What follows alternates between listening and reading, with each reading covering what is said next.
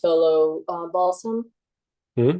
that and I know it's good for respiratory and it's good for some emotional stuff. And I'm still, because each one of the balsams is doing something different.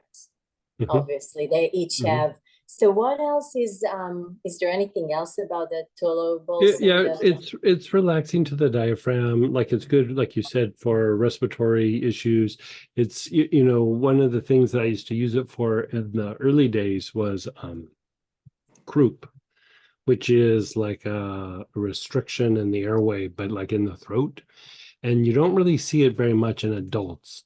That's usually a childhood thing. But right before the pandemic, right before COVID-19, like the season before that, there was this really bad flu was going around, because a lot of times in a year, it's not just one strain. There's like a couple of different things that are floating around. So a lot of people will get a particular kind of flu, and then other people might get sick, but it's a different strain of something. And that year prior, there was a strain, and again, like it was a higher level of people dying from it than normal. It wasn't massive, like it was maybe I can't remember the numbers, but it might have been like an extra like 20 or 30,000 people in the year died. Because like every year, about 80,000 people die from the flu. And I mean, those might be old numbers, but it had escalated a little bit. And one of the symptoms was the croup. And they would get the croup really bad. And you don't really see that a lot in adults, but here it's because it's a viral issue um, Mhm. associated with that. And so there's that. But then if we set aside the things that it does, like in a physical way, um, esoterically, it's tied to diminishing what you would call like in the old days, like in ancient times, they would call it a phantasm, but it just basically means like a projection that's not real. Like so somebody might be like, I mean, like the easy one is you're a bad person. Like you you Mhm. don't you don't you don't see things the way I do, so you're a bad person. Like that's a phantasm, Mhm. right? Like so you have enough people projecting those things at you, and uh it, it reduces your ability to be creative. Like it reduces your ability to I mean, it basically is like a blockage to light, so which is light is the creative process. So it blocks the ability to assimilate light or to harness light. And so, it reduces the potential for intuition and problem solving and learning and all those kinds of things, healing, and keeps a person stuck in their mind. Mhm. And so, and not just the mind, but also the projection. Like they will almost like start taking on the projection as if it's real. And so, like even like when you look at an item, like when you look at this item and you go, okay, I want to clean this up. So you do things and you clean up the energy of it, the contamination. And then you look at it and you go, okay, maybe there's a program. So you go through and you clean off the program or you pray over and you get the program and you're like, man, it's pretty strong. And then you go, okay, what else can I clean off? Usually the biggest thing is the phantasm, like the projections of what this is or what it does is usually the biggest kind of contamination. So even going through and cleaning things off, it's helpful, but it doesn't it doesn't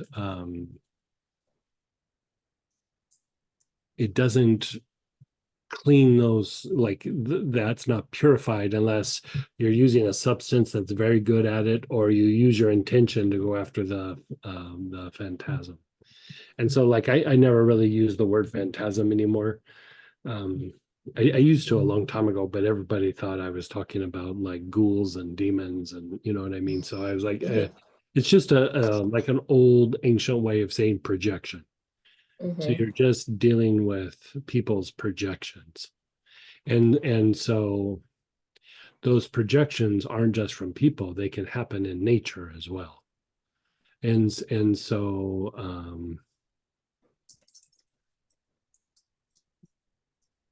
like you ever watch a rooster, you know, like out in the yard or you know out Mm-hmm. somewhere, and he's walking around like he is just the king of the mountain. That's also a projection.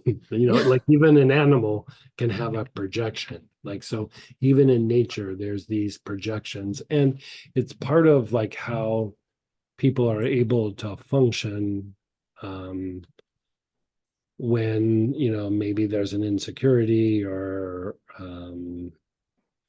you know an issue, lack of confidence, or they've been injured or something.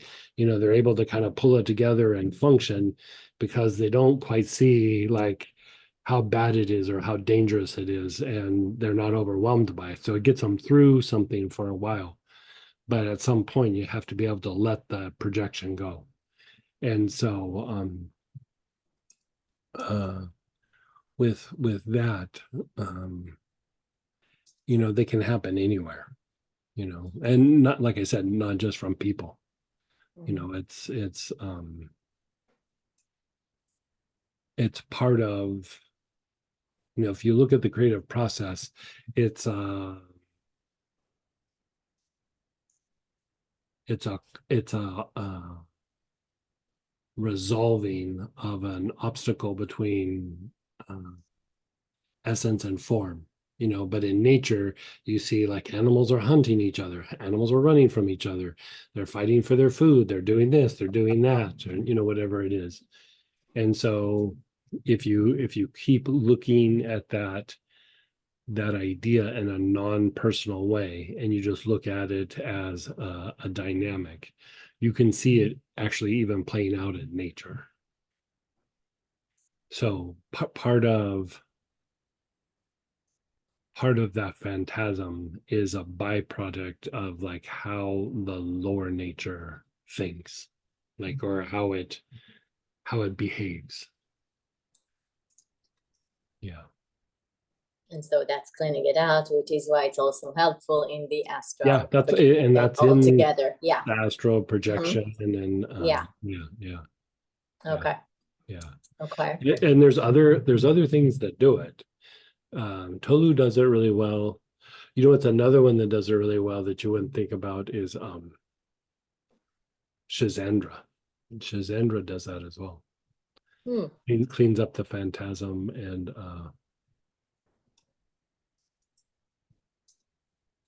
trying to remember all the things. I have them written down.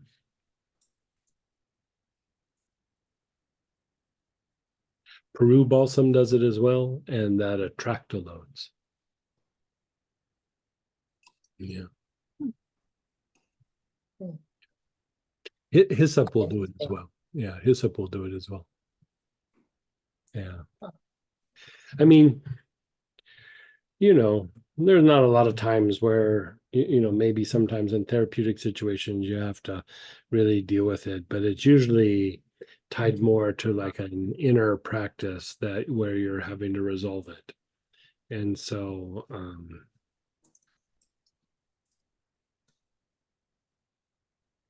you know, even cultures will embrace like those projections and hold them real for a while until, you know, we outgrow them, or it's just the way things are, you know. Hmm.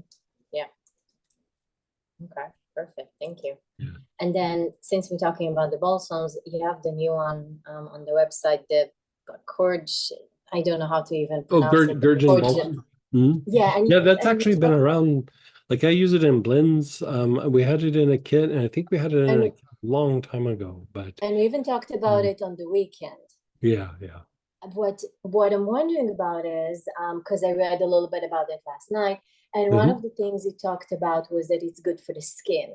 It's And super good for the skin. Yeah. so, okay. So what would, because I'm starting to break it. So what would that do? Like, how is that different than the other oils that we use for the skin? Like, I don't know, Like like have some lavender.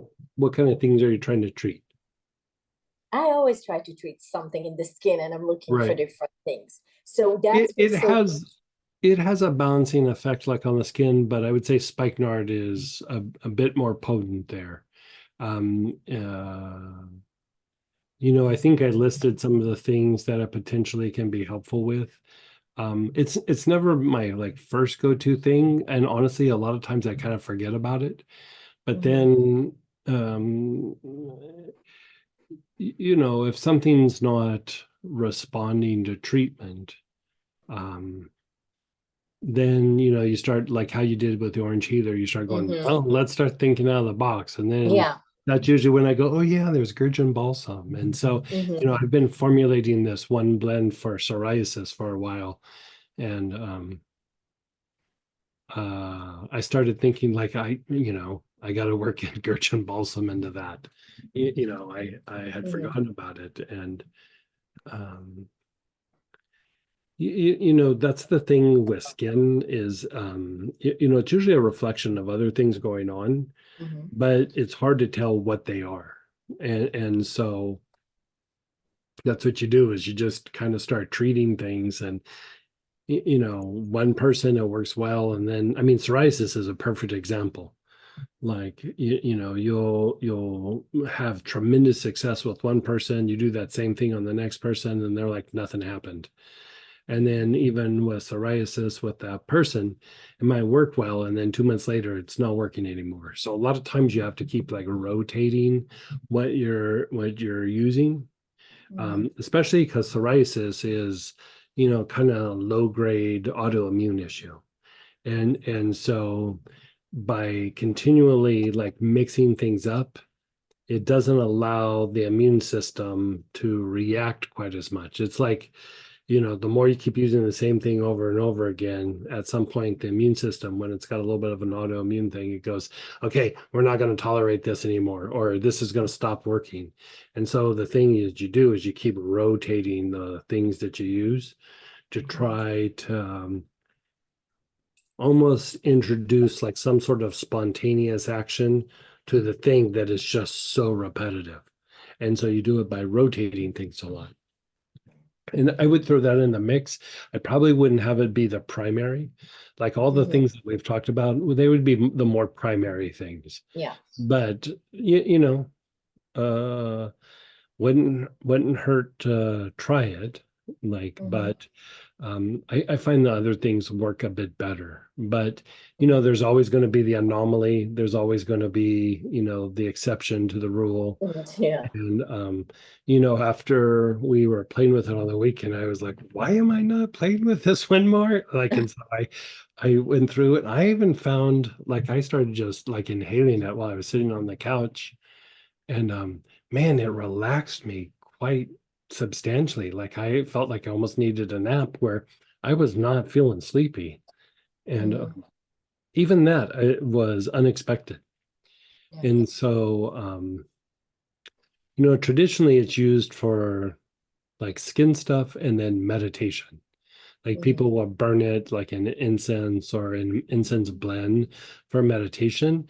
And I think it is because it does have that calming, soothing effect. And I suspect that it works well for things like eczema and psoriasis because it's calming and soothing to some agitation in the immune system. And so you know, I haven't been able to validate like how well that it would work for autoimmune issues, but I suspect that it's one of those things that you could use for autoimmune issues. Mhm. But I don't have enough clinical experience with it where I can go, oh yeah, that totally is a thing. But Mhm. it's like one of those things where like I suspect that's going to be an issue, a thing that it could Yeah. resolve. You know. Okay.